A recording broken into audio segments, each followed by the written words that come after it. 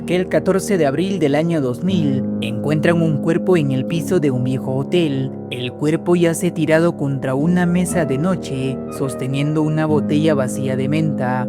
Y la gente murmura que ese cuerpo pertenece a un famoso del mundo de la informática, pero su muerte es todo un misterio. Este tipo no tenía ni un solo amigo en el mundo. Me refiero a un verdadero amigo. Imagínate no tener a nadie en tu vida. Nadie a quien llamar, absolutamente nadie, expresa Chastity Fisher, una bailarina exótica que solía pasar tiempo con el hombre y fue una de las últimas personas en verlo con vida. Pero, ¿por qué la bailarina solía pasar con el hombre? ¿Quién fue este hombre famoso y misterioso? ¿Cómo llegó su cuerpo a un viejo hotel? 3 de noviembre de 1962, Milwaukee, ubicada a orillas del lago Michigan, una pareja de esposos llamados Walter Katz y Hilary Katz reciben la llegada de un nuevo integrante a la familia, el hombre que revolucionará todo internet, pero aún nadie sabe su futuro. Le ponen el nombre de Phil Walter Katz. Phil crece toda su infancia en su barrio Glendale. Es un niño asmático y tranquilo, quizás por eso sus compañeros de la escuela se burlan de él y la apodan el Duende, por su baja estatura y su naturaleza reservada. Transcurre toda su niñez refugiado al motocross y a su padre Walter.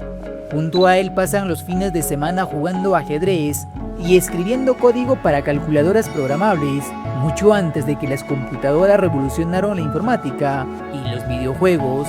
Dado que las calculadoras tenían muy poca memoria, Phil y su padre tenían que trabajar con gran eficiencia, escribiendo la menor cantidad de códigos posibles. Brian Kiefnau, ex cuñado de Phil, menciona lo siguiente: el primer programa que escribió fue un juego que trataba sobre el alunizaje. Se volvió muy bueno optimizando programas y aprendió a realizar el trabajo con la menor cantidad de instrucciones. Phil se gradúa a los 18 años de la escuela secundaria Nicolet en 1980. Es un adolescente friki mucho antes de que ese término se asociara con las empresas.com. Ese mismo año ingresa al programa de informática de la Universidad de Wisconsin, Milwaukee. Al ver el logro de su hijo, como muestra de alegría, sus padres hacen un esfuerzo muy grande y le compran su primer ordenador, un IBM, una de las computadoras más apreciadas por la gente. Tenía 2 disquetes, un monitor monocromático y solo 64 kilobytes de memoria, una cantidad sorprendentemente pequeña en comparación con los ordenadores actuales. Sin duda, para Phil es uno de los días más especiales de su vida, porque una vez tuvo el ordenador en sus manos, empezó a escribir programas dedicando su mayor tiempo a los servicios de tablones de anuncios electrónicos. Estos servicios funcionaban como una especie de foro al que la gente se conectaba usando una línea de teléfono y un módem. Para Phil, estos servicios se convirtieron rápidamente en su círculo social, un lugar donde conectaba con otras personas que tenían mismas aficiones. Al fin, se sentía comprendido.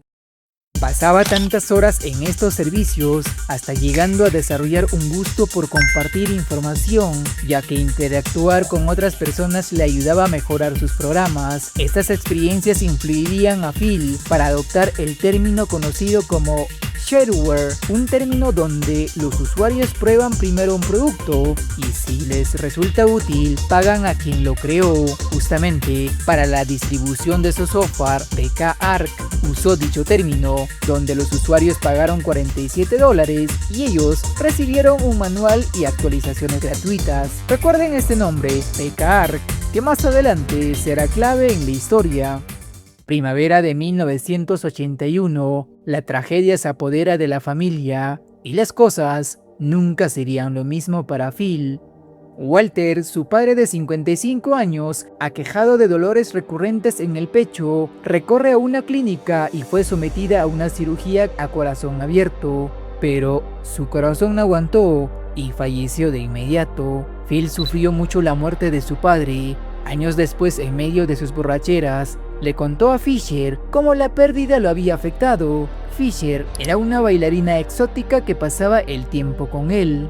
Lo destrozó por dentro la muerte de su padre. Una vez fuimos a su tumba Siempre decía que cuando su padre vivía, iban a pescar y hacían cosas de hombres, dice Fisher. La muerte de Walter sumió a su hijo en una mayor soledad y lo llevó a una relación más íntima con su computadora, según cuentan amigos y familiares. Tras 4 años en la universidad, a los 22 años en 1984, Katz se gradúa en informática y es contratado como programador por la compañía Allen Bradley. Escribía código para controlar los controladores lógicos programables, más conocidos como el CLU, que operan equipos de fabricación en plantas de producción de todo el mundo para los clientes de Allen Bradley, precisamente la compañía en donde trabajaba. 2 años después, en 1986, Katz deja Allen para trabajar en una nueva compañía. Esta sería Graysoft, una empresa de software con sede en su pueblo, Milwaukee. Quizás por eso, por la cercanía de su casa, se cambió de empresa. Katz pasa todas las noches encerrado en su habitación escribiendo sus propios programas. Uno de tantos proyectos es una alternativa a .arc de la empresa SEA. .arc es uno de los formatos de comprensión más famosos que existe en ese entonces. Vaya, es como un .mp4 para videos. Estos formatos comprimían información y restauraba cuando era necesario. Compartió las primeras versiones del software en los foros con sus amigos virtuales y dedicaba incontables horas a perfeccionarlo. Le pondría el nombre de PK-ARC. PK son los iniciales de su nombre y apellido respectivamente, y ARC, inspirado por el formato de comprensión muy famoso hasta entonces de la empresa SEA. Para 1987, pocos meses después de su publicación, su software, PK-ARC, causa tal impacto que comenzó a quitarle el mercado a la compañía SEA. Katz recibió un cheque por correo y pensó, ¡qué bien! Pero esto no sería el último, uno de los primeros de cientos de cheques. Efectivamente, los meses siguientes recibió más pagos. Tal cambio inesperado le asustó un poco a Katz, por ello recorre a su madre, Hildegard, en busca de ayuda. La madre recuerda aquel día con esta frase: la gente no paraba de llamarlo diciendo, queremos usar tu software y pagarte por él. Ese mismo año, Katz deja la empresa donde trabaja. Mantener su software y el trabajo al mismo tiempo ya no era posible. Las ventas de PK-ARC superaron su salario de $30,000 y decidió simplemente dejar su trabajo, expresa un compañero llamado Steve Barr. Se instala en la cocina de su madre y desde ahí trabaja usando un contestador para manejar llamadas. Pronto ofrece a Barr unirse como programador. Sus colegas destacaban su inteligencia. Doug A., ex compañero de trabajo, recuerda: era extremadamente inteligente, tenía memorizados los exámenes de hace 10 años, era un genio. Katz fundó la compañía llamada PK-ARC para distribuir formalmente su software, PK-ARC, pero no esperaba la llegada de una demanda por infracción de derechos de autor de SEA, la misma compañía responsable de .arc. En 1989, ante los costos legales, llegaron a un acuerdo, pero la sorpresa fue que PK-ARC operaba desde la casa de su madre. El abogado esperaba un edificio de cristal. Fue muy gracioso, dijo Kienau, excuñado de Phil. Para la sorpresa de Phil, la demanda de SEA a su empresa generó un rechazo hacia SEA. Esto hizo que acelerara la caída del formato .arc. Los usuarios migraron rápidamente a .zip. Este momento sería recordado como la guerra de los archivos. Katz se volvió rico en poco tiempo, pero su vida no. Tras la muerte de su padre, empezó a beber y ausentarse. Su madre mantuvo el negocio mientras él trabajaba de noche buscando aislamiento. Si la empresa hubiera quebrado pocos meses después, no creo que le hubiera importado, expresa el ex cuñado de Phil. Se comunicaba por fax y delegaba decisiones. Mientras el negocio crecía, su vida se deterioraba. Su madre escuchaba rumores sobre bares y bailarinas. Las discusiones eran constantes. Un día quiso retirar $25,000. Ella se negó y terminaron peleando.